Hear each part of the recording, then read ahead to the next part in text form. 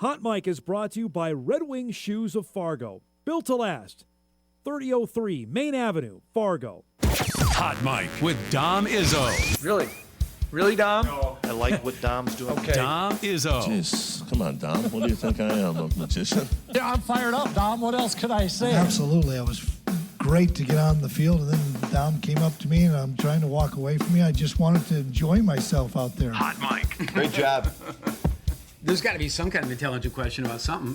Coach Dom Izzo, WDAY in Fargo, North Dakota. Can you give me a layup or something? Hot Mic. Presented by Northwestern Mutual. That program is second to none. On the networks of WDAY. You know, if it's not about sports, I find it very hard to concentrate. Here's Dom Izzo. Good morning, everybody. Our highlight of the night begins in Bismarck. University of Mary facing off against Southwest Minnesota State in the NSIC tournament. A pair of North Dakota standouts carried the day for the Marauders. Allison Unland was fantastic yesterday in rallying UMary in the second half in a game that they fell behind by as many as 10. Then Bergen Kinnebrew took over. The Bismarck Century standout, who was the NSIC Player of the Year in the North Division, was sensational. This up and under move cuts the lead now to 2. We pick it up. 10 seconds to go. Game tied at 78. Kinnebrew drives and scores. That gives UMary the lead at 80-78. They would make their free throws down the stretch. Southwest State had a last-second chance to get a shot off. It was way short. You see our guy Rick Newman saying, no foul, no foul. They did not foul, and UMary is moving on. 82-78, the final.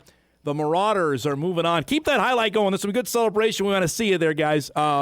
As the Marauders will move on, as they will play today against unbeaten MSU Mankato. 82-78, the final. We had Coach Newman on the show on Friday to chat about their team, and that winning streak keeps on going as they win at 82-78 is the final. And they'll get unbeaten Mankato coming up here in just under 2 hours in Sioux Falls. And with that, we say good morning and welcome to Hot Mic here on a Monday morning as we start the month of March with a thriller in Sioux Falls. Hope everybody had a dynamite weekend and took in everything, whether it was state hockey out at Shields Arena, whether it was the indoor track championships up in Grand Forks. We'll get to that in a little bit. Obviously, the Bison basketball teams ended their seasons authoritatively with big wins over UND. It's the state hockey tournament week in Minnesota. That's a rather large deal. We've got Class A and B girls basketball also going on both in Jamestown and Minot. So, and EDC basketball and Minnesota Section Championship basketball going on. So to say that we've entered a rather busy week would be an understatement. We'll try and cover everything we can between now and Friday at 11 a.m. Our show will be heading to Sioux Falls. We'll be there live on Friday. Excited about that to get you ready for, well, by that time, it'll be day 3 of the Summit League basketball tournament. We'll see who's still alive by then. Full preview of that coming up in just a little bit. And we'll hit everything we can here today under the sun, knowing full well there is stuff that could be happening. NFL free agency is right around the corner as well. We'll try and tap into that. The Vikings have already made some moves in terms of guys that are not going to come back. We'll hit on that before the show is done. But let's start yesterday on WDAY. Nice little mid-afternoon time slot for two of the best teams in the NBA, the Denver Nuggets and the Minnesota Timberwolves. Two teams that there is no love lost. Obviously, the Wolves, who beat the Nuggets in 7 2 years ago to unseat them as NBA champions. They played on Christmas Day. If you're paired up on Christmas, means that there is some history between the two. Yesterday, another dynamite game between these two teams. This is after the Nuggets played a thriller on Friday night with the Thunder. Wolves came in trying to complete a perfect road trip, trying to stop that guy in Nikola Jokic, who's been fantastic. I mean, there's no adjectives to describe how good that guy is. Few to describe how good that guy is as well. Wolves took this game over in the second quarter, and a deep 3 there from Ant. Then, right before the break, Julius Randle gets the rebound. Ant says, you know what? Know exactly how much time I got to go. Drive and score right at the horn. Makes it 58-50 in favor of Minnesota at halftime. Guy just is hard to stop, especially gets going in the open court. Pick it up in the third quarter. Wolves have now gotten a little bit of breathing room. Up 11. Ant, open, 3, good. Lead up to 14 at that point. Later in the third, still an 11-point game. Again, with Jokic on the floor, look at where Dante DiVincenzo, they even put it down for us. 29-foot three-pointer puts the lead back to 14. But these are the Nuggets, and they have the best player in the world. Jokic working on Naz Reid. I mean, it's unfair. He takes 2 steps, score, 87-80. Now the score. 10-point lead, Jamal Murray. Remember, they still have him driving an and one. Here comes Denver. Now it's 99-92. Look at this move by Naz Reid, though. Driving the finish. Something about the Wolves playing in Denver. You remember that series? They won 3 games of the series in Denver. And they were great yesterday. This with an and one puts the Wolves back up by 12. It's a 10-point lead. With just about 6 minutes to go, figuring Denver's going to make a run. Ant says no way with a pull-up 3. That makes it a 13-point Minnesota lead over 2 guys, basically. Again, Denver's forte, not necessarily its defense like it was a couple years ago when they won the whole thing. Jaden McDaniels, just for good measure to wrap things up here with the lead at 9, says, there's not going to be any comeback here. Little baseline floater. That made an 11-point lead. Wolves. Remember, they started the day tied with Denver for 4th in the Western Conference. That's how big yesterday's win was. 117-108 the final. To give the Timberwolves a perfect road trip. They go 3-0 with wins in Portland, a win against the Clippers, and a win against the Nuggets to take care of business yesterday. Ant and McDaniels each go for 20-plus. Jokic is typical, nearly a triple-double, 35, 13, and 9, which he just hands them out like candy with how he plays. So, because of the win yesterday, the Wolves now have 4th alone in the Western Conference. They're actually tied with Houston. The Rockets have a 1-game lead of the loss column. Both of them 8.5 games back of OKC. The Spurs finally lost a game. They got beat by the Knicks yesterday to snap their win streak, but they are in 2nd alone. Now the Wolves with a full game lead on Denver, who are a half game ahead of the Lakers. Now LA's won a couple in a row. Those are the top 6. Remember, 7 through 10 are in the play-in tournament with the Suns, Warriors, Clippers, and the Blazers rounding things out. Minnesota back in action tomorrow night. They've got Memphis. That's a team actually they lost to, who's out of the playoff mix. These are teams you got to win down the stretch. But a good road trip and an excellent game yesterday for Minnesota and taking care of business against a solid Denver team. Now, if that wasn't your main focus yesterday, and granted, we talked about all the other things happening, the big thing, at least locally for football fans, was the NFL Combine, which officially wrapped yesterday. For the first time in a couple years, we didn't have to pay attention to the offensive linemen. We've been fixated on that over the last handful of years, whether it have been Cody Mauch a couple years ago, whether it have been Gray Zabel last year. This year, we weren't worried about the big guys. We were actually worried about what everybody talks about, the quarterback and the wide receiver, Cole Payton and Bryce Lance. We featured it basically all week on the show, talking with a variety of people. We had Joe Bashon, Indy Issues quarterbacks coach, on with us Friday. And what did he tell us about? He said, watch how Payton's going to test, specifically in the vertical, and then keep an eye on the 40s. It's going to surprise everybody. Well, once they finally hit the field mid-Saturday afternoon, and for some people, I will flat out say it, they probably had never seen these guys play one iota. Because when you heard the reaction of the analysts talking about them on the air, that's exactly how it sounded, that they had not seen these guys perform. Let's show you what they did. We got a variety of highlights. Now, me talking over a 40 may not be the best video. Just watch Bryce Lance here, folks. This is blinding speed. 4.34. That is 2/100ths of a second faster than Christian Watson. All right? End of discussion. Carlton Lance told us last week he thinks he's going to run pretty well. He did. Now here's the big man. Here's Cole Payton, 6'3", 230 pounds, and his 40 time.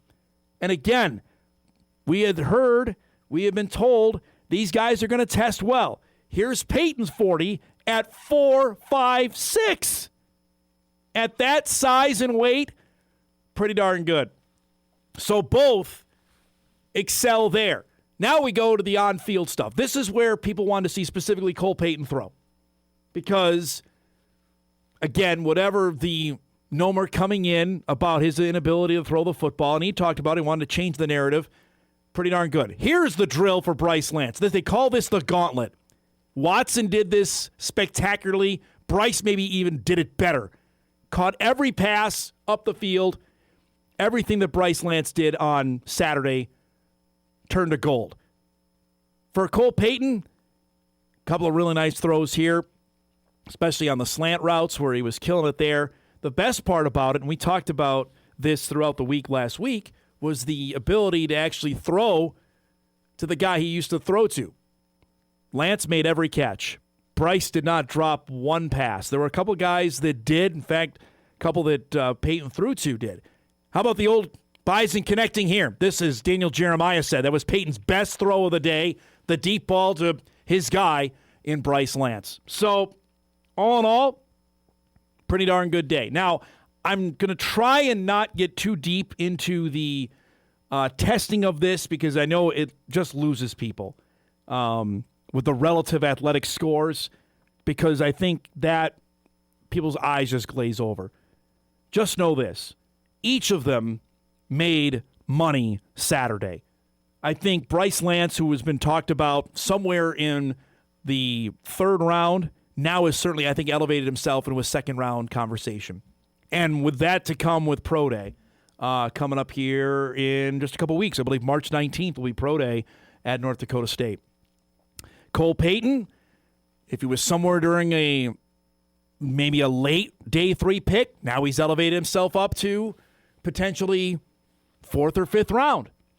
We'll see.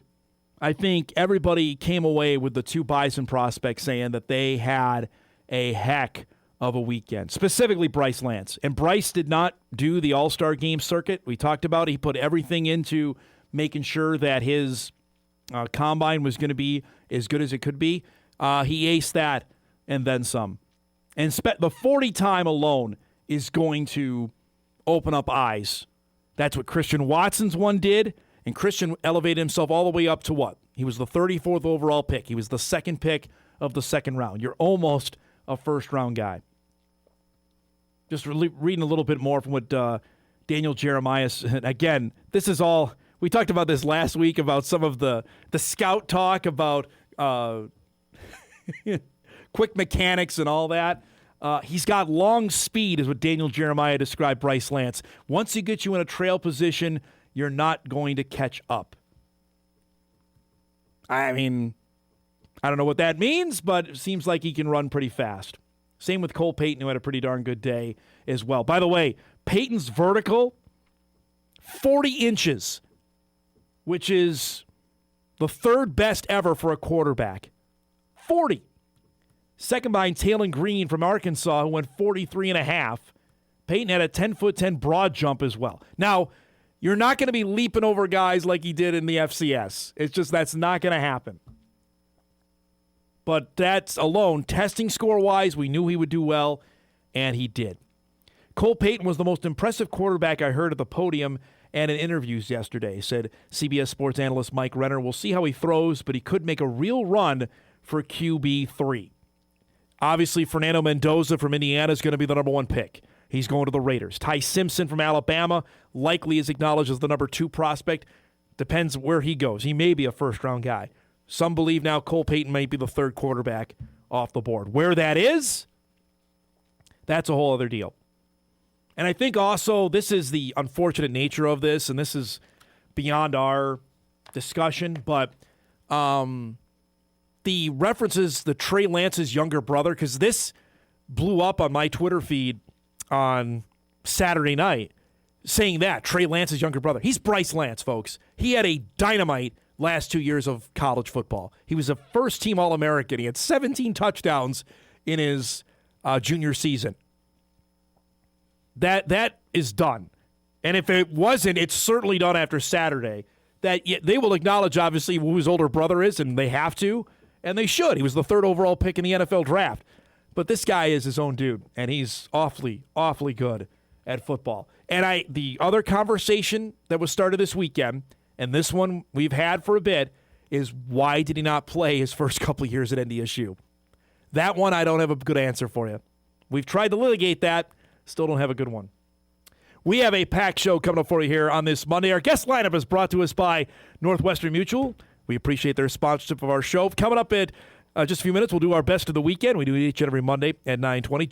Sam Herder will get us started at 9:35, give us the latest of what's going on in FCS football, including a couple of the other guys that had good combine weeks besides Peyton and Lance. The last time we can identify them as FCS guys. That's coming up at 9:35, including a couple of head coaching hires as well late in the game. As guys keep moving on to get NFL jobs, we'll discuss that with Sam at 9:35. Jeff Kolpack will join us at 10 to reflect on a great weekend for Bison basketball. North Dakota State on top of the Summit League in both men's and women's basketball as we get set for the Summit League tournament to get going in Sioux Falls on Wednesday. And at 10:35, Sam Brandt will join us, Kindred girls basketball head coach, as the Vikings return to the Class A tournament. They'll open up against the Hazen Bison. That's a dream nickname matchup for fans in this area. The Vikings versus the Bison. The Class A tournament taking place for the first time in Jamestown. We'll get her thoughts on Kindred winning the Region 1 championship. They got by Central Cass last week at the Shack and taking some momentum into Jamestown and what that field looks like with Valley City there. Kindred is there. Thompson is there. South Prairie is the 1 seed. They've got an NDSU commit on their roster. We'll preview that coming up at 10:35. That and a heck of a lot more here on a busy Monday morning. We come back, we'll salute our best of the weekend, including Devils Lake's own making his NBA debut this weekend in Grant Nelson. That's coming up when Hot Mike returns right after this.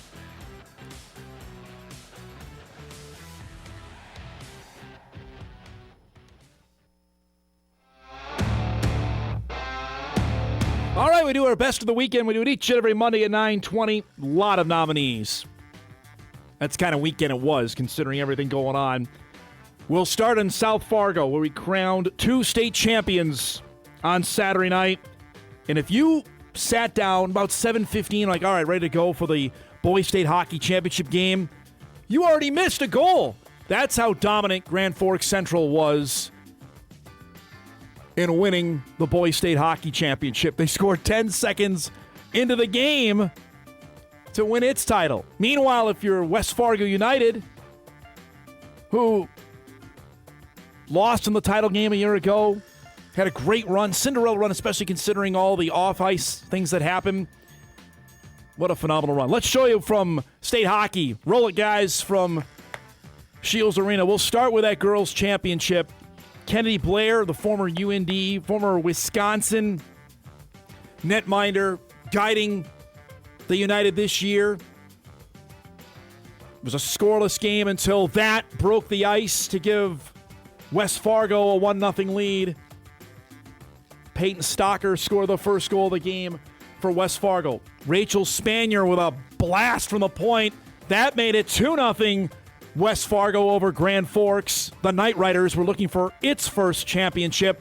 West Fargo, though, congratulations to the United. First time as a co-op they win the title. First title for West Fargo proper since 2014. Meanwhile, the boys, Ryder Rivard, 10 seconds in for Central.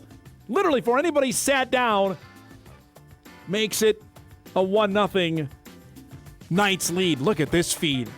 Brody Leggety scores there to make it a 2-0 Central lead. They weren't done. Wyatt Blake on the one-timer. 3-0 Central in the first period. You remember, we had the game when the Knights beat Moorhead earlier this year. Like, all right, Central is definitely legit. That made it a 4-0 score. They would go on and win it 5-2. It is a 31st state championship for Central. Back-to-back. The Grand Forks schools have won 10 of the last 11 state hockey championships. Congratulations to Grant Paranica. Central does it again as they top their blood rivals in Red River. Shout out, by the way, Saturday night, both games, crowds were really, really good. I don't know if I can say that Thursday and Friday, but certainly Saturday, title night. It was a great atmosphere out in South Fargo. Congratulations to West Fargo and to Grand Forks Central, as they are the state hockey champions in 2026. While that was going on this weekend, for you basketball nuts, especially in North Dakota, I don't know how many have become Brooklyn Nets fans or bought the NBA League Pass subscription over the last 3 days after word broke that Grant Nelson was being signed by the Brooklyn Nets, but I'm sure attention on the Brooklyn Nets Twitter account and social media has gone through the roof in North Dakota.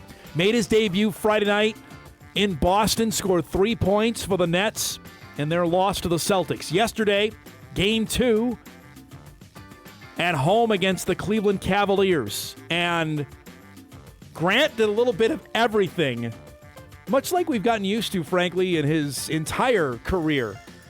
There a finish wearing number 16 for the Nets. How about this feed? You know where that's going. Right to the basket and the finish. Nelson yesterday for his efforts, 11 points, 4 rebounds, 3 blocks, and an assist in his second NBA game. Now, it's a 10-day deal. We'll see what's going to happen. He's getting passes. He's finishing at the rim. Goes for 11 points, 4 rebounds, 3 blocks in his second career NBA game. The first player in franchise history with 10-plus points, 5-plus assists, and 5-plus blocks across their first 2 NBA games. There you saw the nifty feed of Danny Wolf, who knocked down a triple. He's fitting in it A-okay, it looks like. Now, granted, I don't know how hard Brooklyn is trying to win games right now. That's a whole other discussion. But he's out there running the floor and doing that.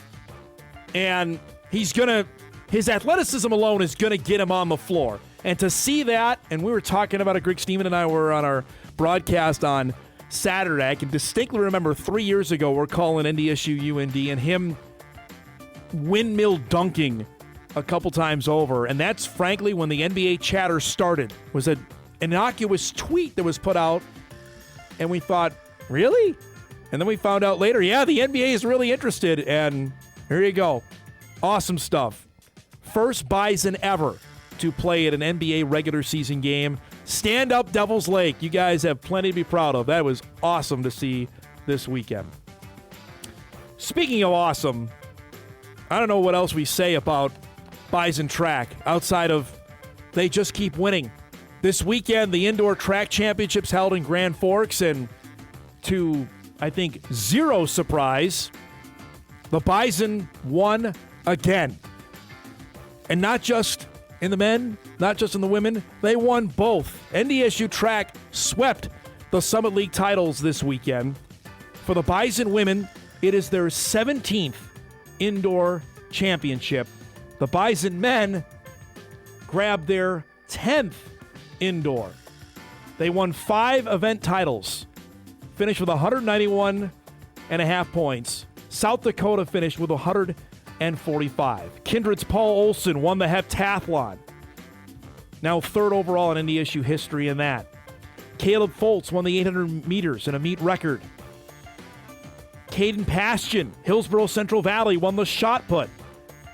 You know, that's the part to me, Zach McGlynn, who's had an unreal year, won again, that you have the amount of local talent that is produced at NDSU at the Division I level. It's just crazy. For the women, Ariana Birch, who we've had on our show last spring, defended the high jump. The Bison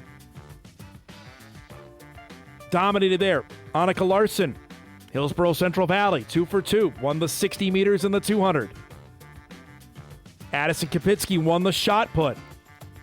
Reese Rogowski, Kendall Stingle, Corin Moeller, and Soraya Esapino were the runners-up in the 4x400, the 11th fastest in NDSU history. Just domination there. I don't know what else to say to Stevie Keller. Every time I see him, I'm like, who's the next stud that's coming up here? And we find out here. Again, they finished with 177 points. South Dakota finished second, 44 points back. I know it's track and it's indoor track, and you're like, well, there's bigger things going on. This is flat-out domination. And frankly, if you want to get, for you Bison rubes out there to rub it in, they won that. They swept in basketball. Grant Nelson's doing what he's doing at the NBA. Cole Payton and Bryce Lance did what they did at the Combine. I'd say it was an okay weekend for NDSU athletics. Right? That's just fact. Not spinning it, just telling you what happened over the weekend.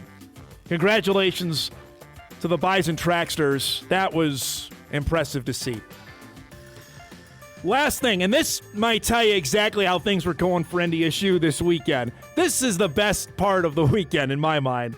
So, let me set it up before we show it to you. The Bison men are rolling UND. The game was actually tight for a bit. UND was up by 8.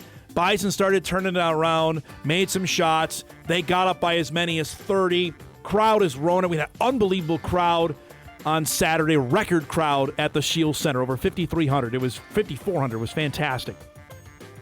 But most of them had either decided to leave or getting ready to leave when a certain promotion came up with about, 5 minutes to go in the game. It was our last or next to last media timeout, where they have done throughout the season, they have had pick somebody out of the crowd to come out and attempt a shot for $5,000.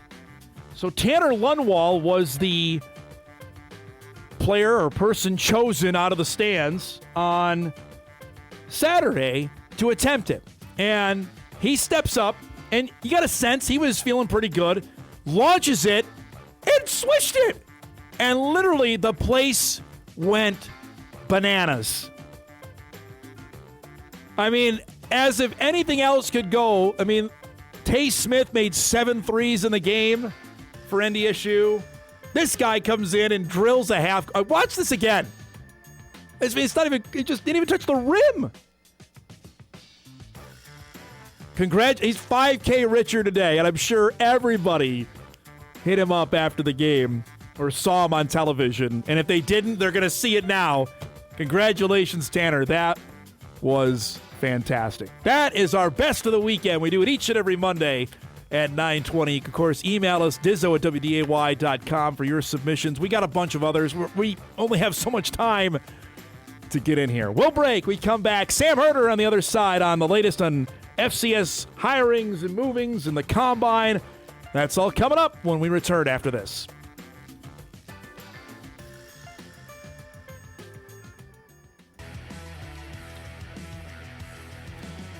Welcome back, everybody. Beautiful Monday morning to start. We're heading towards 40 today. Let's go.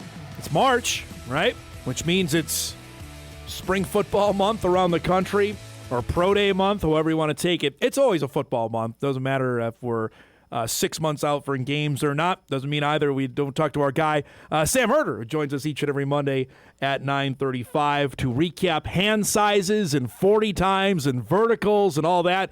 We showed off the top, Sam, what the Bison guys did in Indianapolis. What's your main takeaways from what you saw from it wasn't a ton of FCS guys, but the guys that were there over the last few days? Yeah, I think most of the FCS guys there showed out really well. Yeah. You go down the list of, Caleb Proctor from Southeastern Louisiana. His athleticism score among defensive tackles was 4th. Charles Deming, Stephen F. Austin, cornerback, his athleticism score was 1st. Both two FCS guys at the wide receiver position, Jeff Caldwell from Lindenwood. He played his last year at Cincinnati. And then Bryce Lance, NDSU wide receiver, of course. They both tested out as the number 1. They tied for number 1 overall athletes at the NFL Combine. So there was a lot of guys that I think showed out very well. Just testing numbers wise, showing off their speed, agility, athleticism, all of that I think is very important. And then, they do different stretches and all that to see like how flexible are your hips and like your legs and all that as well. It's kind of funny to see some of those highlights of them doing these weird stretches with the players. But hey, I mean, the NFL, they're going to comb through every little thing when it comes to these prospects. And so I think overall it was a good weekend for the FCS guys. Who made themselves the most money in your mind over the last few days? I think it's there's a few, probably Jeff Caldwell. 6'5", 216 pounds. He runs a 4.3 140. 42-inch vertical. Broad jump was 11 feet, 2 inches.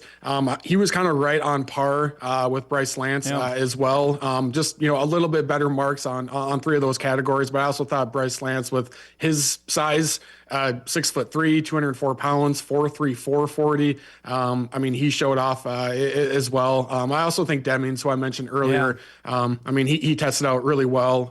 6'1" cornerback, 4.41 40, 42-inch vertical, 11-foot broad jump as well. So I think Demings really. He was already rising on the boards as well, but I think he has a good chance to be probably the number 2 guy off the board when it comes to the FCS. I still think Lance is certainly the top prospect coming out of the FCS. What'd you make of what Cole Payton did on Saturday? Yeah, he kind of did what you expected him to do. You knew he was a great athlete going into it.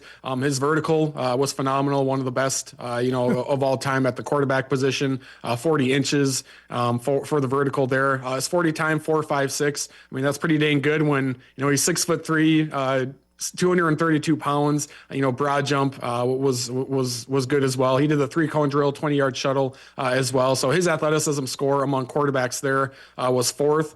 So he did most of the drills. I think every single one except for bench press, which if you're a quarterback, you probably don't want to be grinding out as many reps as possible on the bench press. But overall, I thought his testing numbers was really strong. Throwing wise, I'm not sure. I haven't really seen much updates as far as like how he threw, but he'll probably throw it at Pro Day as well. I remember when Carson Wentz threw at Pro Day, and that elevated his stock even more, just to show your arm strength and your accuracy and timing wise and all that. So I think he also continues to rise up on draft boards. Even last year, Cam Miller at Pro Day, he obviously didn't get the invite to the Combine. Cam went in there and had a great day, and we ended up knowing what happened with his draft result. I'm awfully intrigued to see what both those guys do at Bison Pro Day later this month. To see, obviously, we're there.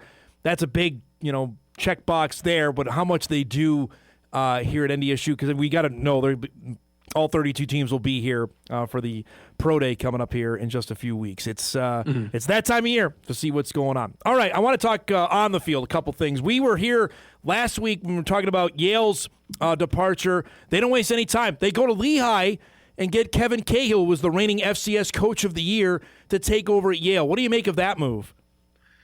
Yeah, I remember that email asked about like any names out there. Yeah. And I really couldn't think of any off the top of my head. But when they announced Coach Cahill, I was like, oh, well, that makes perfect sense, because he spent around 10 years at Yale as the offensive coordinator, assistant head coach or associate head coach as well. And I remember last week saying, typically, if the Ivy League is going to hire someone, it's someone that needs to be familiar with the Ivy League and how you go about doing things and recruiting. And, there's obviously like a unique, FCS football conference. But for them to hire Cahill, I thought was an excellent hire. I think he's going to do a great job. He's the reigning, FCS Coach of the Year with what he did at Lehigh last year. I had heard he was in the mix a little bit when it came to some FBS openings, but ultimately those hires went to someone else. So I think that's a really good hire. And you also look at Penn. They hired Rick Santos, who is a New Hampshire guy. Longtime assistant coach. He's been like a 5-year head coach. He won the Walter Payton Award as a quarterback at New Hampshire. So those are like 2 power moves when it comes to the head coaching hiring cycle here. To make you think the Ivy's more, interested or more going to put more investment in football than they have in years past now that they're playoff eligible?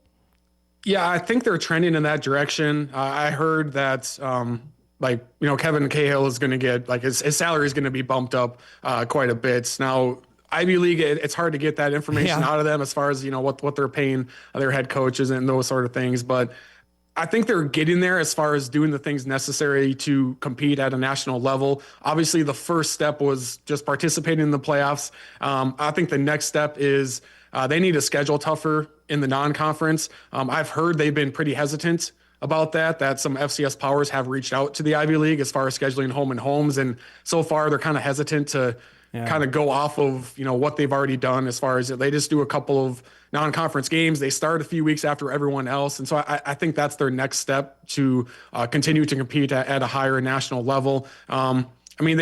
individual players can do their NIL deals, but they're not too big into NIL. As a league, they've opted out of the house settlement, so they're not doing any revenue sharing. So I still think there are things that make me hesitate as far as saying like, oh, they're doing the necessary things to compete at a national title FCS level, but they have the resources. They're putting up nice facilities. Like if you look up Brown's practice facility, that's looking really nice. So I think there's potential there. They still need to do some of those other things, non-conference scheduling,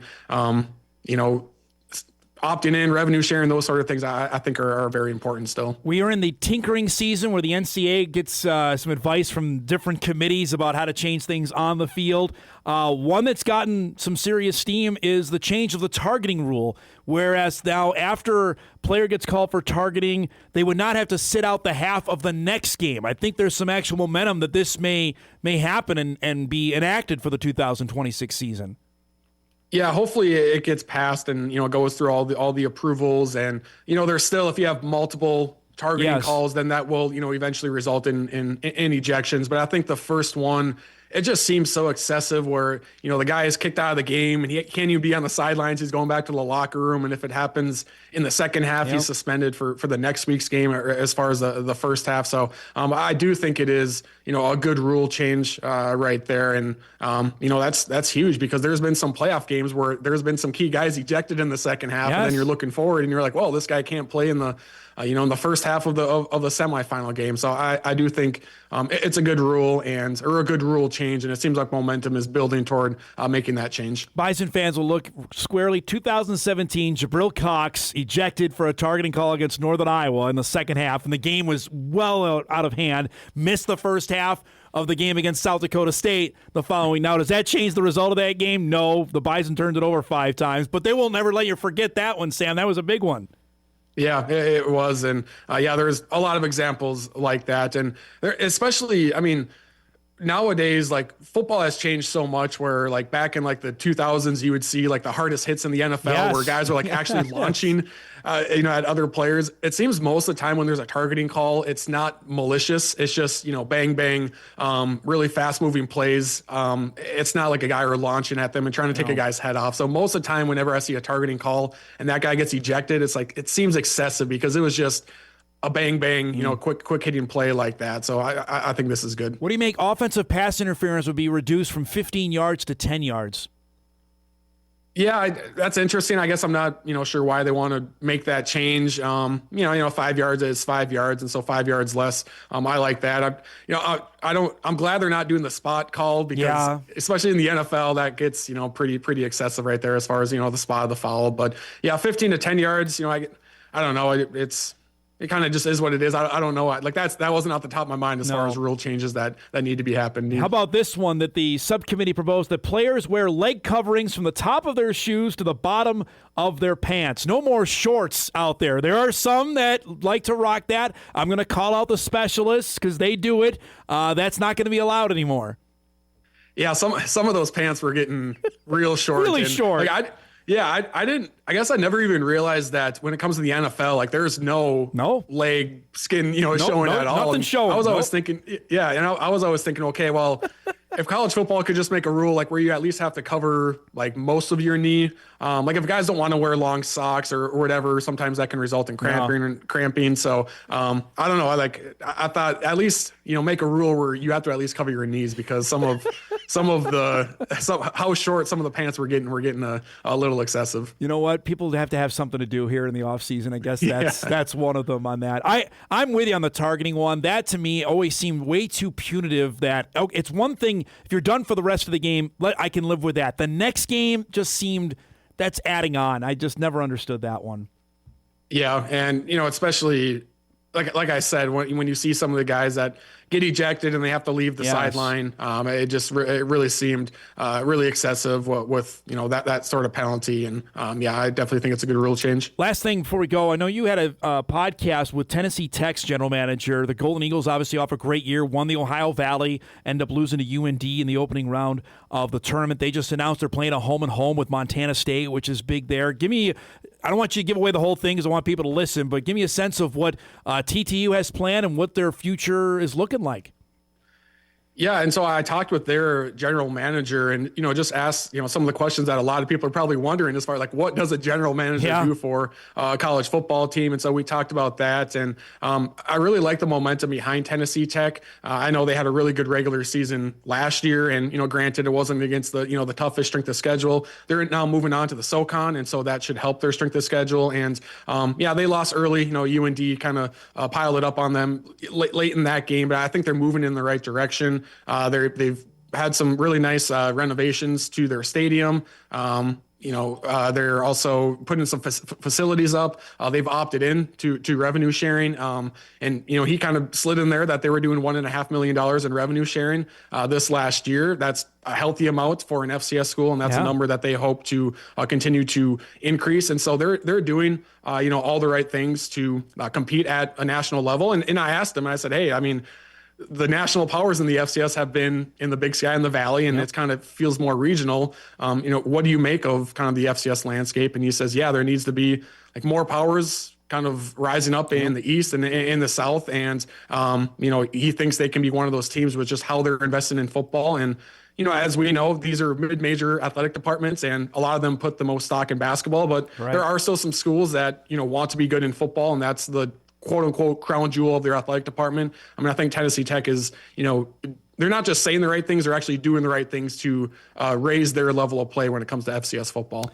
Great stuff as always, bud. Appreciate it. Look forward to our conversation next week, okay? All right. Sounds good. Thank you as always. Sam Herder joins us each and every Monday to give us the lowdown going on in FCS football. We're not going away from that. I know people are like, well, Bison aren't in anymore. Well, you know what?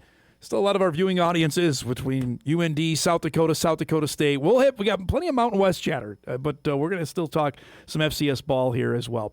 All right, let's break. We come back. We'll wrap up our first hour. Big second hour. Jeff Kolpack ahead, Kindred, Sam Brandt, as well as the Vikings heading to the State A basketball tournament, which begins later this week in Jamestown. Back on Hot Mic right after this.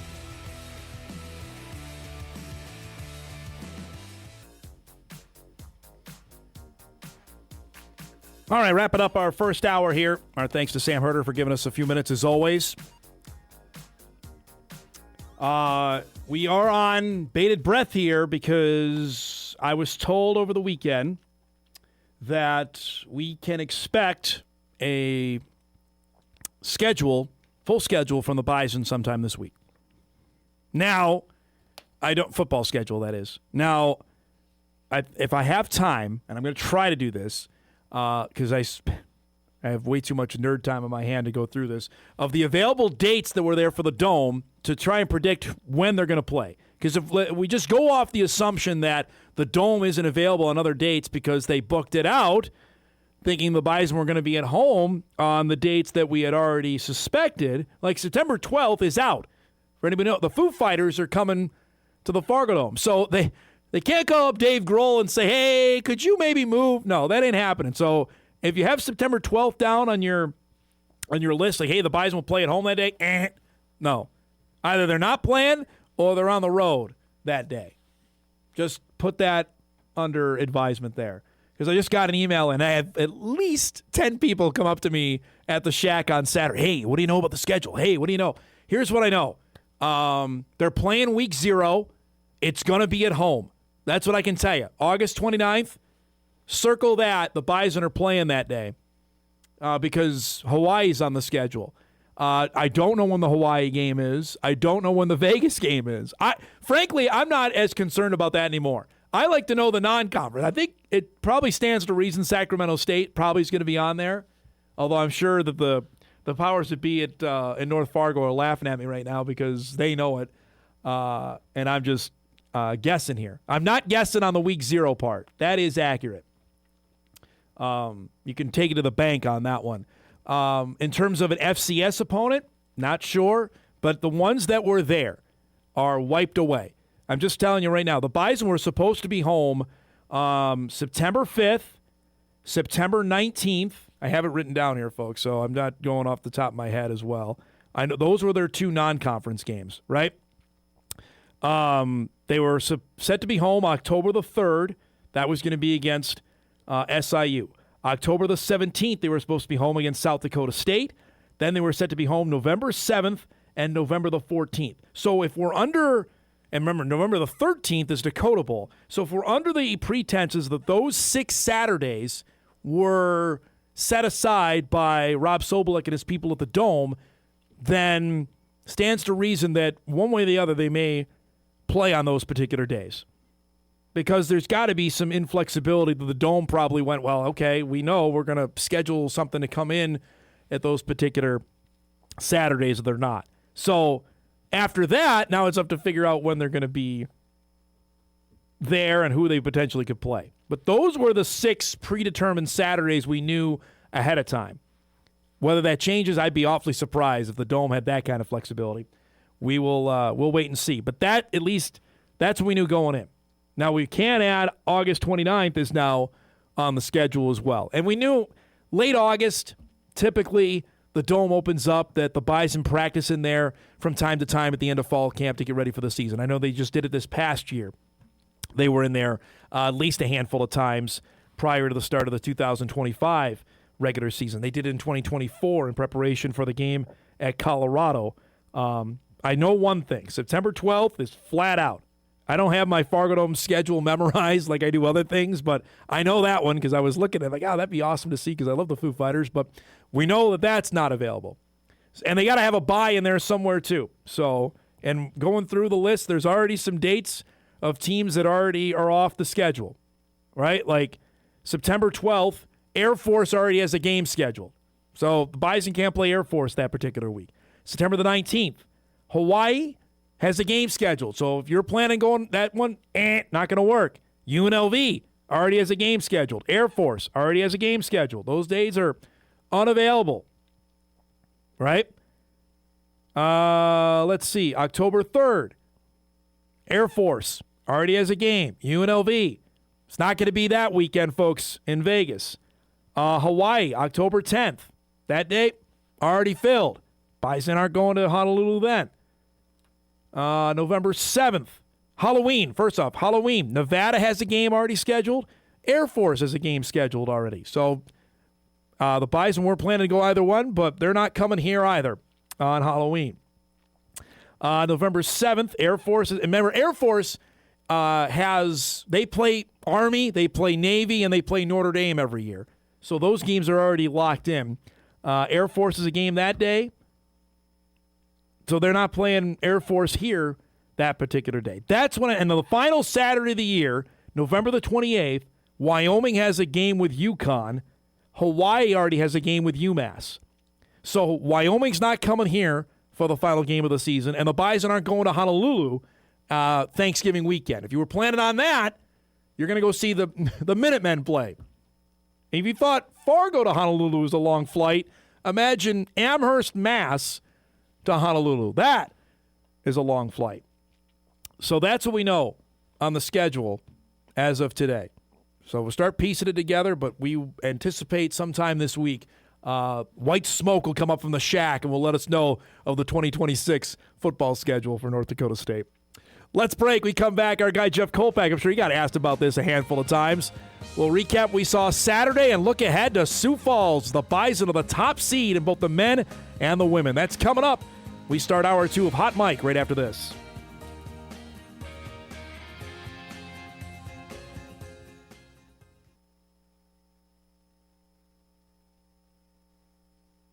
This is Hot Mic. Hot Mic. On the networks of WDAY. Here's Dom Izzo. It's that time. An author. Offensive production, number 1. Number 2. I forgot. Golfer. It'd be like going on a 3-person best shot, and we were saying, Kolpack, you got to make a 25-footer every time. You wouldn't putt first. I'd have Tim putt first. And one heck of a TV personality. This game is for the Cooper Cup. It's the Forum's Jeff Kolpack. 4! I should have yelled 2. All right, here he is, everybody. His appearances are brought to us by Northwestern Mutual. Jeff Kolpack joins us. What was the under-over on Saturday? How many times did you get asked about the schedule in your 6 hours up at the shack on Saturday? Mine was about 10. Yeah, a little less than that. I got a bigger issue, though, with you. Yeah? Big problem. Oh, boy. Let her rip. So I am now an FBS beat guy. Is that correct? Well, July 1, you become an FBS beat guy. Yeah. So starting July 1, I would think I would go ahead of Herder, the FCS guy, in the pecking order. I did that out of your... You're treating me like you think I'm George Costanza. No, I did that because of your easy to get to the Y and do some other stuff, and No, this is all about you. Well, all right, we can change that. That's no problem. Don't break my bobblehead. Dinger got that for me. That's sorry. He pays. He keeps the lights on for this show, so don't re-regulate anything. All right, well, let's first start here. We're getting ready for Sioux Falls. You'll be heading down. When are you heading down? Wednesday? Thursday. I'll be heading down Thursday as well. For first time, Bison basketball top seeded going into Sioux Falls. Let's start first with David's team. The men down 9 to UND midway through the first half, and boy, that game changed on a dime after that. But I still felt they were playing pretty well, even though they were down 9. They turned it over a little bit early, but it wasn't. I thought they were running their offense pretty well, and it was a matter of time before they started making shots. Pretty good coaching job by old Dave after getting boat race Thursday. Then they come back Friday and rip up a practice. I mean, it was the Bob Huggins Kansas State when they were here. I remember you heard about that? Yeah, I was waiting for Huggins to talk. Yeah, we were there. Yeah. So the Friday, I think it was a Saturday game. The Friday before the game, Craig Bowl is like walking upstairs or something, and he stops, and Huggins is ripping into his team, making them run, just working. And Craig's just looking at him going, wow. This is the day before the game after they traveled here. I don't know if it was that extent to what David got after his team. But a message sent. Yeah, totally, because they had their worst showing of the season Thursday night in St. Paul. And St. Thomas, Jeffrey, was sitting on them. That was a game I think they had circled whenever the schedule came out. Like, all right, we got the Bison here right at the end of the regular season. They're going to be amped for that. And they responded in such. And I'm not taking anything away from St. Thomas. They're a really good basketball team. But especially how the game went up here, I think they were aching to get the Bison that night out in St. Paul. When I covered Steve Bontrager, the old Fever, he said there's a few games you're just not going to win. Yeah. Whether it's travel or whether it's you're playing at a road game at Tri-City, Washington, and you're flying back same day as you're playing a home game. There's some games, I'm not saying that was the case with NDSU, but some games you're just not going to win. That's just the way it is. They hadn't had a clunker all year, frankly. Yeah. That was their first clunker, and it came on February 25th against St. Thomas. Same with the women, though, last week. Absolutely. The first clunker. Yep, that was the game with South Dakota State. And you could say whatever illness was going through the team, they also did not play very well against the Jackrabbits. On the men, Tay Smith makes 7 threes. I mean, I did my ballot yesterday for Summer League Player of the Year and first team. I had a really hard time picking what Bison to put up there, Jeff, because it's not anybody had averaging 20 and 10 like Grant Nelson did. It was obvious. That's the beauty of this team, that they really have a chance to go and beat you because there's 7 different guys that can do it. So what'd you put? I had Damari on there, and I had Andy Stefanowicz on there off our conversation last week. I agree with that. I don't even vote on it anymore. There's another step of the league just ushering me out of here. Kolpack, maybe retirement is something. Are they trying to tell you something? Maybe you should think about sooner than later. I had Trayvon Carson as second team because I thought his value as well. You cannot underestimate that. He nearly had a triple-double 2 other times this season, whether it was points, blocks, assists, steals. He just does a little bit of that's the Bison really well. team, though, and that's why I think this is their best chance since 2020. Yep. That they won that tournament easily before the tournament canceled with COVID. This is their best shot since then. Because they're hard to defend. There's so many different ways to go about it. Tay Smith gets hot.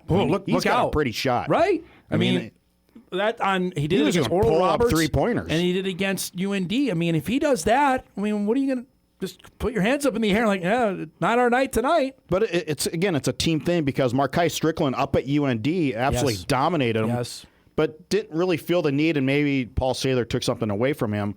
But he didn't force anything, because just because you dominate UND up there doesn't mean you have to. Right. It wasn't in the flow this time. The one Tay guy Smith was. I will bring up is Feddersen. Noah Feddersen will be the 6th man of the year. He should be, considering he embraced that role. He was benched essentially, Jeff. He went to the bench, and in the Summit League, then he responds, averages a double-double, or averages double-figure points. As a senior, too. After that. As a senior with that year of eligibility left. Yes, and that was something that may have struck people. I had a couple of people come up to me prior to the game on Saturday and asked me about that. Both Damari Wheeler-Thomas and Noah Feddersen were recognized before the game. They are going to be done. But they also have been here, Jeff, for 4 years. And I think that's another, like the Nathaniel Staling conversation we had back in January. Staling had been here 4 years, got his degree. Same with these two guys, that they're going to move on. I think you had best get used to that, not seeing guys here for 5 years. That's not going to happen. Specifically in basketball, that's definitely not going to happen anymore. I could see that, and it's all in life's experiences. I'm not saying they're going to be in line for any big NIL money. You're just saying they're just moving on. 4 years is enough. Well, they're definitely going to go play somewhere next year. Yeah. And I would think Feddersen, I would correct you on that. 6'10"? I think he will definitely be in line for some NIL. If we saw the numbers that were out last year if Andrew Morgan got what he got. For Andrew Morgan, for Tajavis Miller, for Jakari White, Fetty's going to get paid by somebody next year. Brody, if we could bring up the men's basketball bracket, I want to get your thoughts on this because I'm thinking there are 5 teams that can win this thing. I really do. I think depending on if Denver gets hot, look out for them. UND's got a solid team. St. Thomas, we know, is really good. Omaha should not be overlooked. How about for you? How many teams can win this thing? I got 4. Who's your 4? I'm not sure about Omaha. Okay. But I think Denver's the scariest team ever. They're playing well. Oh, man. Carson Johnson's just outstanding. He's the player of the year. Talking about getting paid. Yes. He's going to get. Yes. He's a sophomore guard who when he gets hot, he's unstoppable. Okay, so you have Denver, St. Thomas, North Dakota State, and who's your 4th then to win this thing? Maybe I got 3. Yeah, I got 3.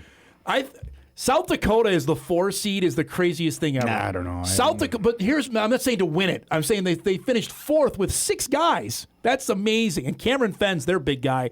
Should not. That game is going to be the early game Friday. Omaha USD. Buckle up. That'll be a dynamite game. USD swept the season series from Omaha. So if you're saying they can't win it, then why do you have them as one that can win it? I don't have USD as one of them. I have the Bison as one of them. I have Denver. I have UND. I have South Dakota, or I have St. Thomas and Omaha. Those are my 5. Okay.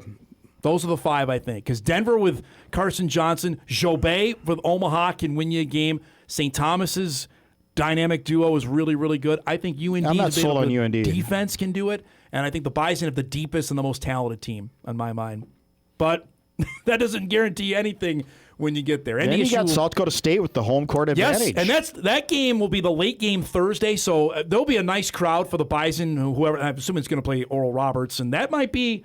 Let's not overlook that game, by the way. You remember, you covered that game. Or UNDSU here, there was a double overtime clunk fest that Feddersen won the game at the Horn. Oral Roberts is playing its best basketball right now. Coming Kansas City is the most dreadful team ever. Kansas City's checked out. Their coach is done. They're showing up, and then they're leaving at 9:30 on Wednesday night to go back home. They're not even going to check in. They're just showing up, and they're not even going to the hotel. Go right to the arena and just leave. Drive up, get it over with, drive back. But that game for the Bison might be harder than we initially think because Oral Roberts has got the ability to make things difficult. Now, granted, Tate Smith went crazy in that game in Tulsa. He made 8 threes when Damari Wheeler-Thomas was out for injury in that first game, or second game when they played down there. The other game, as I mentioned, that South Dakota State-St. Thomas game, the crowd will be nice, I'd imagine. That's a road game. You mentioned for St. Thomas, they got the Jackrabbits, and I mean... First year eligible for the Tommies, too. Is there a little added, I'm not say pressure, but a little more...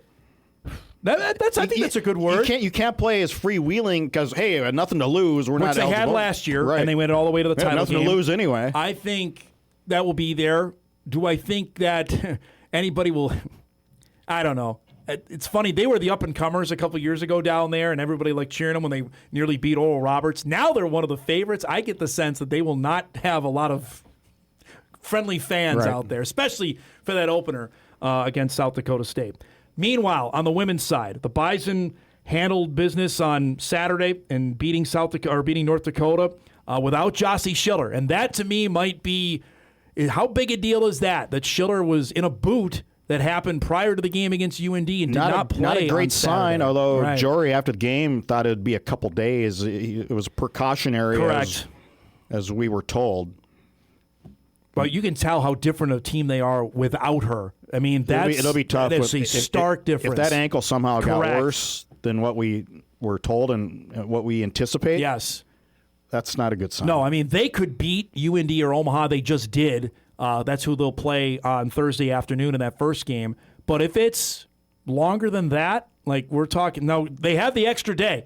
Remember, if you win Thursday, you have the day off Friday and then play Saturday. Then it's a full week. If they say, you know what, she can't play Thursday, but she'll be good to go back-to-back days, Saturday, Sunday. Tape it up, shoot it up. I imagine she's going to play. I know how tough Jossie is. It had to have killed her to have not played in the game on Saturday. Is this the Bison Jackrabbit Invitational in your mind to get to Sunday? South Dakota may have something to say in the semis, but I don't think so. I think South Dakota State just torched them.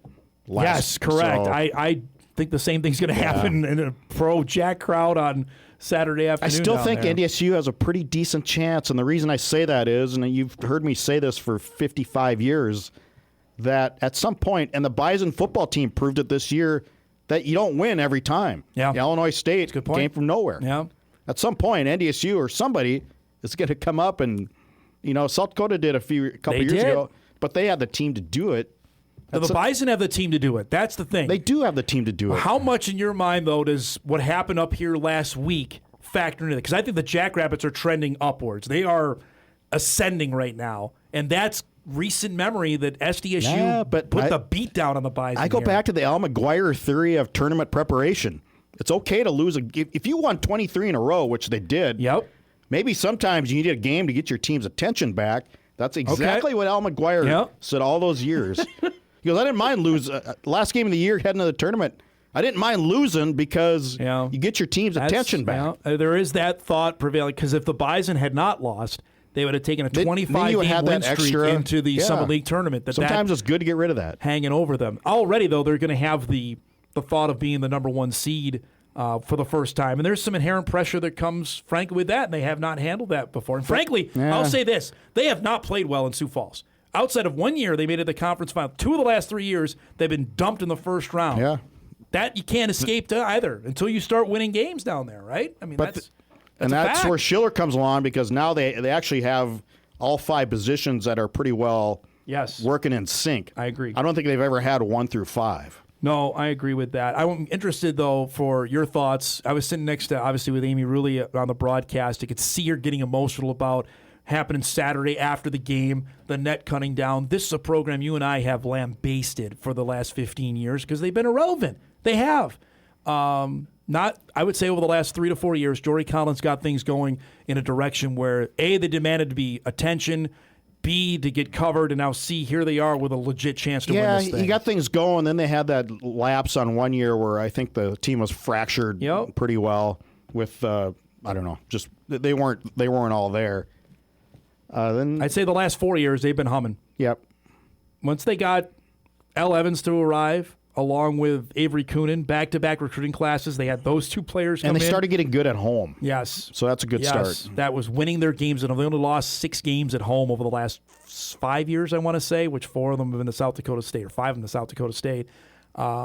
That's a big deal. And to see, if we have the video of them cutting the nets down, Jory was pretty pumped about that. They already had everything wrapped up, but he was and how many of those years, there was games we didn't even cover because nobody else cared. There was like 300 people there. Yeah, I mentioned that during the broadcast on Saturday. I mean, there would be times you could shoot a cannon through there. And you could literally count by yourself. 1, 2, 3, 4, 5, 6, the fans. Yeah, and that's obviously not the case. They had 2,900 there.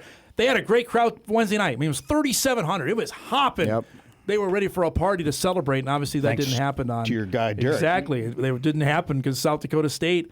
That's the challenge. If it ends up being them, we fully expect it to be, they're going to have to get over that hump as well because the Jackrabbit game is going to be a road game. They did win in Brookings, though, this year, so there is that. Yep. This is a different pressure, though. It's to go to the NCAA tournament. We were there 2 years ago, and that was against a depleted South Dakota State roster, and the Bison couldn't make a shot in that game. Yeah, and if they do play South Dakota State was real physical with them on Wednesday, and that was a difference. And so now they'll have to adjust the Bison to that physical play. And I think UND's tried to do that early on in the game. I think Jory said try to get us off our spot, and then the Bison just ended up making their shots in the second half. But Schiller changes all that. There's the shot there with Jory Collins, and he was pretty pumped about that. For a guy that came in here knowing the success in the Division II era that this program had, and they just had nothing. They've had none in the Division I era prior to his arrival. That was pretty powerful. Not even close. No, I mean, oh man. I mean, you and I have talked about that. We got to go to break here, but I think you wrote about this. If you were to map out when they made the transition, which programs would have the easiest or most success transition? And the in one we Division thought I, had the hardest time. Right, would be women's basketball Right. would have the chance. And you look at all the teams that have made the NCAA tournament. Who's the last one? The women's basketball team. They're the only one. Wrestling's been there. Softball's been there. Volleyball's been there. Soccer's been there. Baseball has been there. Women's basketball is the only one. And they don't need any reminders about that. They can change that with 3 great days in Sioux Falls coming up this week. Coverage will begin on Thursday. Jeffy will be there. We'll be there. Hot Mike on Friday as well. Is Sam Herder going to be there? We can ask. I don't know if Sam would be there. You got to get over that, man. You're a big deal. I'm bitter. You're too worried about your bitter. trip to Hawaii. Let's break. You want to talk Combine, your other favorite thing? 434. Let's do it. We'll talk some NFL Combine and the schedule with Kolpack. He may have some answers for us. That's coming up when we come back.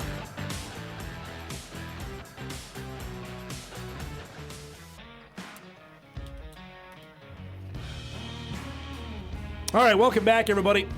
Kolpack, you have a story out right now in Forum.com. This is another, if the schedule isn't the hottest topic around Bison football, it's about the waiver. You talked with Matt Larson about the status of that. Give us, I guess, blow-by-blow of where it's at and what the next steps are for NDSU. Well, and they really don't know either, I think, and that's the operative. Like, what body in the NCAA actually grants the waiver because it's changed over the years, apparently? Is it the board of directors? Is it the cabinet, of which Matt is a member? Right. The oversight committee, right? Yeah. We have committees upon committees in the NCAA. So they are ineligible for 2 years, and the waiver is they want to get in a waiver to be eligible for the FCS play or FBS college football playoff. Therefore, you'd be eligible for a regular season championship in the Mountain West. Correct, Amundo. So without the CFP, you're not eligible for a conference title.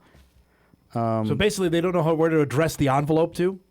Well, I think they have an idea, but yeah, they need clarification, I guess, more than anything. And the other part of it from your story, not to give all the kitchen sink away on it, they can't do it basically until July 1. Is that how I understood that? And they don't know that either. Right, there's no clarity on that. They don't know that either. Officially an FBS school until July 1. Can they even start? And Gloria, frankly, when Gloria Navarez was here, the Mountain West commissioner, I'm saying on first name basis here, she didn't have the answer on that either when we asked her. No. So this is all brand new. So I guess the best thing that come out of it is they're. However, you could still be eligible for a bowl game if there Correct. are not enough 6-win teams that are bowl eligible. And that's something I think, we've had plenty of people pipe up about it. I don't know if they understand it. Yes, they are ineligible, but this past year, Iowa State opted out when Matt Campbell left. Obviously, Kansas State opted out when Chris Kleiman left. That's going to keep happening. How Missouri State went to a bowl some game. team gets Delaware decimated by the portal, and they don't have enough guys. Correct. There are teams that are just going to opt out. And Appalachian State did that, where they ran out of guys. If NDSU reaches that 6-win threshold, then the Bison are going to go play in a bowl game next fall or next winter. That'll be the case if they on get that. 6 wins. Correct, Amundo, on that. The schedule is out for the Mountain West. What'd you make of what the Bison got selected for? Like anybody else, they no favors. That is for sure. You're at probably the 4 toughest teams coming back. Yes. Thanks for your, like Mike wrote. Thanks for your $12.5 million. Yeah, it didn't go very far in terms of helping on the schedule there, did it? No. But Wyoming at home, and I think Wyoming is the first option for any sort of rivalry. Tom Berman said that. The Wyoming AD was on, he was doing a Zoom with supporters and was asked about that. He says, I think there's a natural rivalry that's going to come across with North Dakota State and Wyoming. I think you're right about it. Obviously, the connections there are too many to count, going from Craig Bowl to Tim Polasek to Aaron Bowl right now. There's plenty of connections between those two schools. It's a land grant, too. It's a proximity school that, it's not UND or South Dakota State anymore, but it's the next closest, I guess. I think, or Northern Illinois might be closer. Yeah, Northern Illinois is closer than Laramie, but it's interesting that the 2 newbies got put on the home schedule. Meanwhile, the Bison have to go to Hawaii, go to Colorado Springs, go to Vegas, and go to Albuquerque. That is definitely a going resurrected to be a Albuquerque program, too. They were brutal for so many years. Well, obviously, we don't know the dates yet. That will come about maybe as early as this week. Gotta be this week. Matt Larson said to me that basically NDSU's holding up the release. That's why the dates weren't out yet, just the opponents, because NDSU's trying to firm up its non-conference dates, and then the league will put out the dates for everybody when to play. You know, I've got my little notebook here of who's available and who's not, but if you wanted to go Hawaii on... what's your best guess on a day? On October 10th, I'd say no. If I were to guess, early. I'd say maybe that first week in October 3rd. Just a guess. Yep. And I would think when we talk with John Sullivan, who does the scheduling for the Mountain West Conference, that the Bison will likely get a bye after that. Well, okay, we'll see. They didn't exactly do him anything there. They didn't. They're going to play a Friday game after the Hawaii game. Book it. Book it, Dano. No one's going to feel sorry. UMass is going to Hawaii. Yeah. Amherst, Mass to Honolulu. If you think the Fargo... It's shorter to go to China, isn't it? It's just a long, long way to go. But the Bison originally, their bye week, Jeff, was going to be September 26th. I had fully envisioned they're playing... they may be playing at home that particular day. Maybe Nevada. I'll just throw that out there as a potential home opponent. The fact, though, that we're talking about who could be coming in here, your eyebrow raise is exactly right. I'm certainly intrigued to see who the teams are that's going to be coming in here. Last thing before we go, because I got an email in. Dom, you asked Jeff of all of his, this is an email, all of his combine knowledge, what do you make of what Bryce and Cole did this weekend? They made some money. Very impressive. I was told that Cole Payton may threaten that vertical jump record, and he did. Yeah, exactly. Third all time for quarterbacks. I did not expect. I didn't know a 4.34. So I asked Mekhi Collins, was on in between games with us, and I said, "Hey, what do you think?" And he said 4.38 is what he said that Bryce is going to run. Whoa! And I said, "Really?" He goes, "Book it." And in fact, Bryce goes and runs 4.34. I got a couple of text messages from the Lance family over the weekend when I asked them, how's it going? And they said, better now. I think now we know why he didn't play in the All-Star game. That's exactly right. Because he wanted total health for this combine. To be there. And certainly turned more heads doing this than he probably would have at if he was catching a couple passes in Frisco at the Yep. Senior Bowls or at the Shrine game. Exactly right. Now, Peyton, I think, needed the Senior Bowl because of the broken thumb. I think more reps for him going out there. We knew he was going to test well. I think seeing him throw the ball was going to be the big thing that the scouts and GMs wanted to see. Why didn't he throw it the first 3 years at NDSU? That's a good question. There's another question about asking why don't you ask your guy, Randy Hedberg, who absolutely torches us at every given opportunity. I can ask him, why didn't Bryce Lance play the first 3 years he was here? That too. There's another one. Yeah. Somebody answer that one for me. Figure that one out. All right, we got to go. Safe travels. Text message coming in 4, 3, I got 2, one during 1. the game on Saturday when I tweeted about Bryce's deal from him. Safe travels through Summit. We'll see you next Monday at 9:30. I'll see you on Thursday down in Sioux Falls. I'll be back here at Monday at 9:30. You're changing your schedule? I'll see what we can do about that. If you want to be here at 9:30. I'm already a half hour. I'm always a half hour late every Monday. Jeff Kolpack joins us each and every Monday at 10, at least for now. We appreciate him stopping by. We'll break. We come back. Mentioned it's state tournament week on the basketball side in North Dakota. The Class A tips on Thursday in Jamestown. Kindred is there.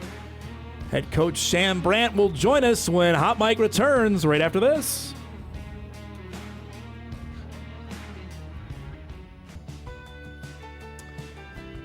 Welcome back, everybody. Monday morning show rolls on. Not a busy one to start. I'll just say it. It's probably our busiest week of the year. I'll say that again in October, but frankly, this is crazy. We got EDC basketball tournament. We got Minnesota girls section basketball going on this week. We got state swimming and diving going on this week. The Summit League basketball tournament starts. The NSIC wraps up this week. And the Class A and B girls state tournaments go on. And the WDA's going this week out in Bismarck. Other than that, if we have anything to talk about on this show, I should be fired because this is a slam dunk, so to speak, of what we got going on. Mentioned on the State A, for the first time we played in Jamestown this year. The 8-team field got finalized on Saturday. The Kindred Vikings already knew they were part of it. They will play the late game on Thursday night against the Hazen Bison. It's great to have Sam Brandt back with us, Kindred girls basketball coach, who just said to me, it's been a while. It has been a while. I've had your other half. I'm not going to say your better half on the show. I've had your other half on, so I apologize. It's been way too long. How have you been? I'm good. Just living the dream every season by season. So.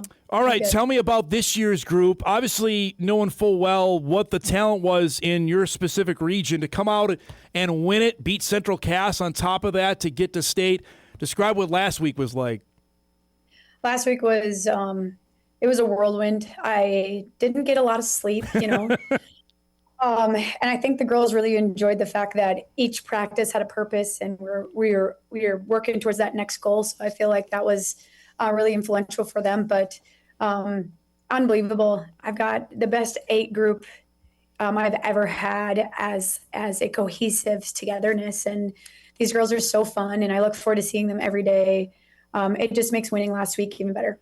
You've got 2 tremendous players I want to talk about here in a second, but you're in that region. Valley City's there. Everybody's expecting Valley City to be in the You're probably anticipating, you're not going to tell me this on air, but probably anticipate we're going to play Valley City. And then they got beat. How did that change things in the region lineup when you guys got to the final? Yeah, tournament time, everything kind of starts over. And as a coach, from first round to last round, you don't have a lot of time. Yeah. So you got to kind of prep without letting them know you're prepping, because you got to focus one game at a time. So yes, we did quite a few things, working on some twin tower post defense, and knowing that might be something we might see as far as some post presence. But it definitely changed the perspective a little bit when we rolled into that championship game. The fact now that there is maybe a tiny bit of wiggle room. You remember in the old days where you had to win the region to go to state. How does that change your perspective? You've been through it the old way, now 3 years into the quote-unquote the new way. How does that change your preparation for the region tournament? To be honest, it was really, really nice not having to play that qualifier game on Saturday.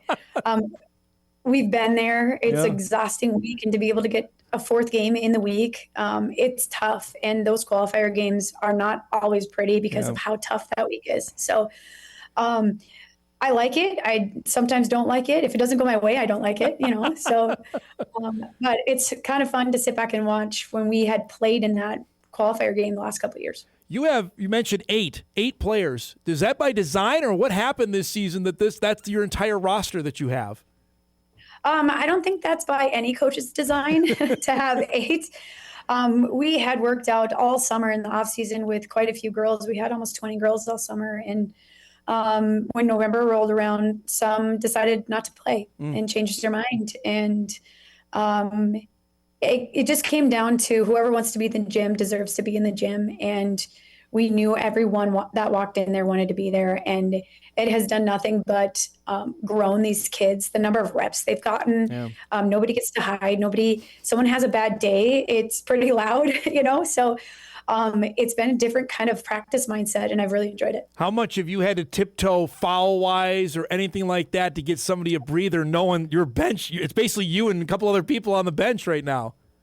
I'm a major competitor. I'm sure anybody that knows me knows that. And so I don't like to use the first time out. And that's a competition thing for me in a game. So, there's times where we just have to give a look, and I just look, I'm like, do I need one? I think I need one. So the girls have done an excellent job being able to adjust defensively to different things like that. And, when I get after them about what's the point of fouling 84 feet from the basket, use it better if you're going to use it, So they've done an excellent job being able to adjust. So not as many games as you would think that I've had some trouble. You have, of those 8, you have just one senior. So describe what Liza Trenbeth means to your team, and what, beyond on the court, what has she meant to the other 7 girls on your team? If you ever meet Liza, she brings light in every room and anything she walks into. She is confident in all of her decisions. She is such a positive role model. And the number of things that she's gone up to and gone out of her way to make sure that every girl knows that they are important and in their role, and they're all very much needed.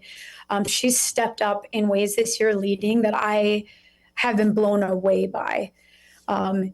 She is extremely important to this program. She's been there. As an 8th grader, we won it in 22, and she got to watch from the stands, and now it's full cycle. And this is the first time back since 22, and she's feeling it. And the girls, they know how important it is for them to just be able to show up and do everything they possibly can for her.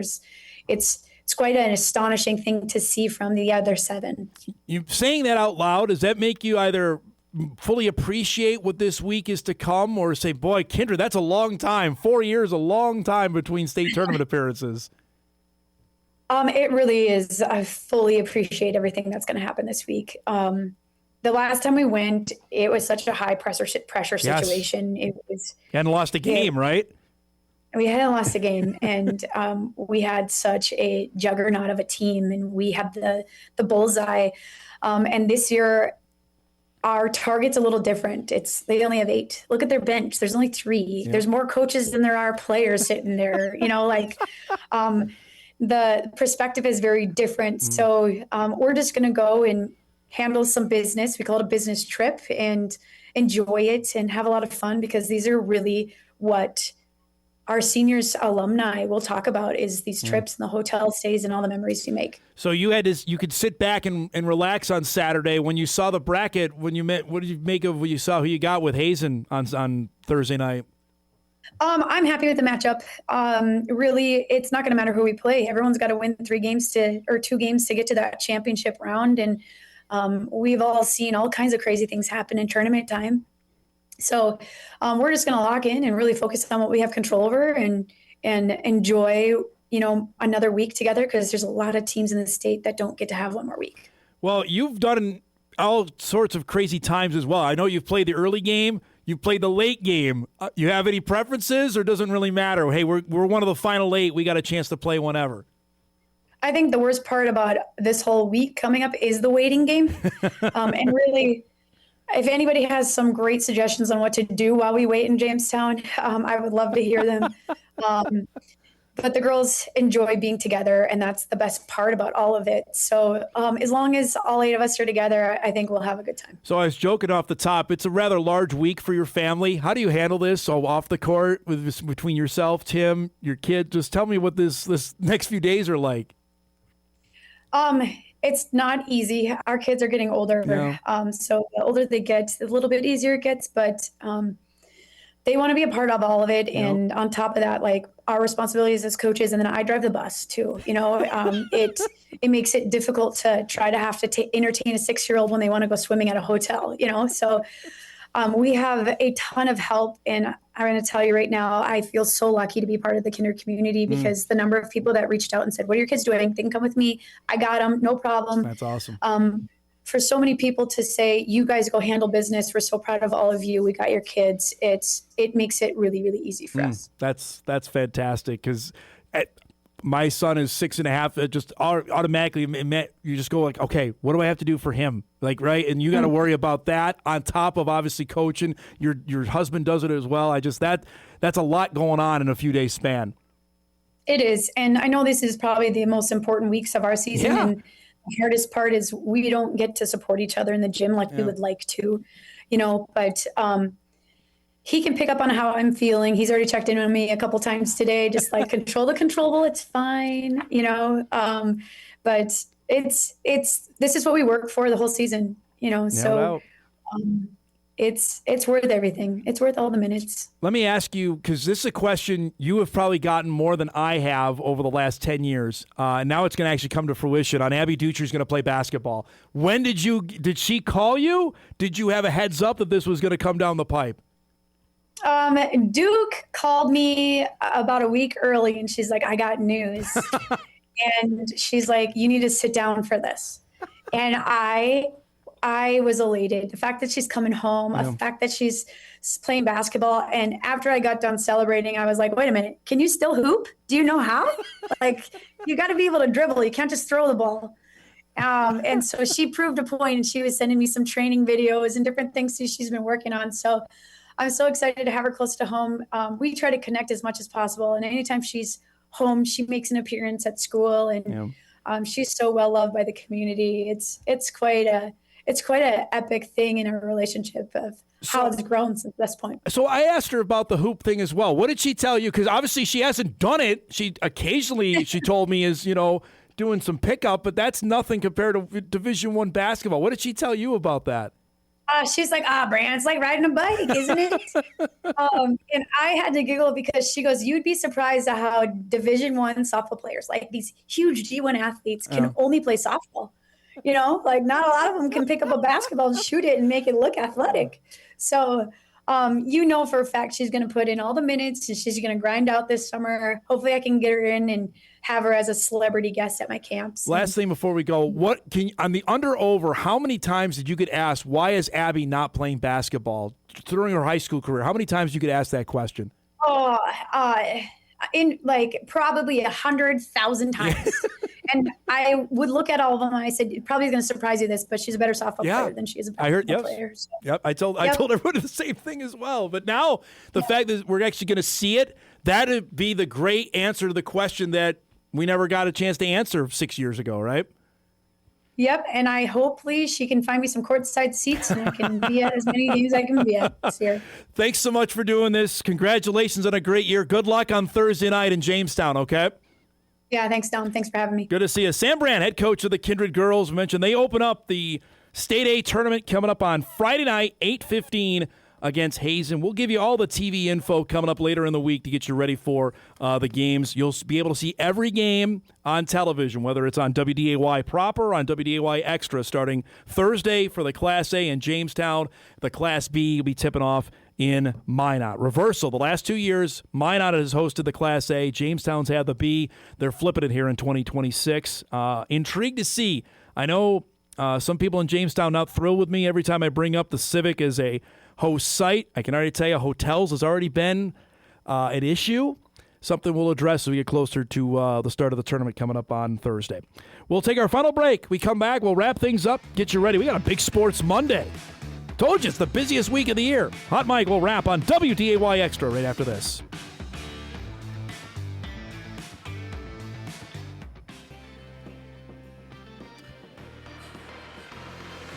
All right, wrapping things up here on this Monday morning. Tomorrow, North Dakota State men's basketball coach Dave Richmond will join the show. Looking forward to that as they get set for their trip to Sioux Falls. We'll preview the Bison opener on Thursday night against either Oral Roberts or Kansas City. That's coming up on the show tomorrow. Also, a full NSIC tournament breakdown as well. We'll know the championship games coming up. The first tip with UMary and Mankato, unbeaten Mankato, coming up at the top of the hour. We'll have a full recap of that on our show tomorrow. And then from the redundancy department, the Twins have an injury. You can't make this up, whether it be Pablo Lopez, whether it be Joe Ryan. The latest yesterday, I literally looked at it and I said, yeah, of course. Walker Jenkins, who is the savior, the first-round pick that's going to deliver the Twins from 5th in the American League Central to 4th, injured his left leg in his lone plate appearance over the weekend, and that is a grade 1 hamstring strain. He was trying to beat out a ground ball double play, which means he's going to be out likely 2 to 4 weeks, because if we know anything about hamstring strains with baseball players, they don't rush them back. And Jenkins probably wasn't going to be on the opening day roster. I think there was this misnomer out there that he was going north when the team broke camp in March. No, that he wasn't, but he was going to probably be called up, I don't know, in May. The number 5 overall pick in the 2023 draft. He has not played more than 84 games in a season because of injuries. Where have we heard that before? Whether it be Byron Buxton or Royce Lewis. I mean, you can't even make this stuff up. Derek Shelton said he'll be down for a bit. For me to give you a timeline, I'm not going to do that, but we had some imaging today, and that's what we came up with. Top-rated prospect from the Twins organization, and he's a consensus top 40 pick in the sport. Hitless in 7 at-bats during Grapefruit League games this spring with 1 strikeout. So they got good news on Royce Lewis because they pulled him out of a game as well. I mean, you can't make this up. We thought it was going to be bad. It might be worse than we thought with the Twins in 2026. And I'm trying to sell you with optimism. The season hasn't started yet, and it doesn't look good. Let's do some what to watch before we get out of here. My word. What to watch brought to us by Northwestern Mutual. Here we go with a busy day today. We got a big one tonight in the Big 12. Iowa State, Arizona, number 4 versus number 2, 8 o'clock tonight on ESPN. If you want to see some other competitive baseball teams, I offer you the Braves and the Tigers coming up at noon. There's nothing better than spring training baseball on your TV. When it's snow outside, check that out on ESPN. Good one tonight in the Western Conference as we're following the Wolves, the Clippers, and the Warriors coming up tonight, 9 o'clock on Peacock. Also, a shout out to our friends at Midco Sports. They have all 4 of the NSIC tournament games.